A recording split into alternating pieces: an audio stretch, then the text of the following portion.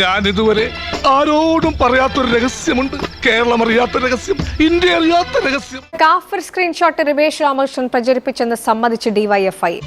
ഒടുവിൽ കുറ്റസമ്മതം നടത്തി അല്ലേ? എന്നാൽ വർഗീയത തടയലായിരുന്നു പ്രചാരണ ഉദ്ദേശമെന്നാണ് വിശദീകരണം. റിവേഴ്സ് ഫോർവേഡ് ചെയ്തിട്ടുണ്ട്. എന്തിനാണ് ഫോർവേഡ് ചെയ്തത്? നമ്മുടെ നാടിന്റെ മതനിരപേക്ഷ അന്തരീക്ഷം മനസ്സിലായില്ല. ലളിതമായിട്ട് പറഞ്ഞാലെന്താ? വർഗീയ പ്രചരണങ്ങൾ നടക്കുന്നുണ്ട്. ജാഗ്രതയോടുകൂടി കരുതിയിരിക്കണമെന്ന് റിവേഴ്സിനെ പോലെയുള്ള ഉത്തരവാദിത്തപ്പെട്ട ഡിവൈഎഫ്ഐയുടെ പ്രവർത്തകൻ ഓർമ്മപ്പെടുത്തുകയാണ്. കുറെ കാലമായി ഞാൻ കേൾക്കാൻ തുടങ്ങിയിട്ട്. എടാ, മേലനങ്ങാതെ ഉരുട്ടി വിഴുങ്ങലല്ല നിന്റെയൊക്കെ രാഷ്ട്രീയ കഴുതേ.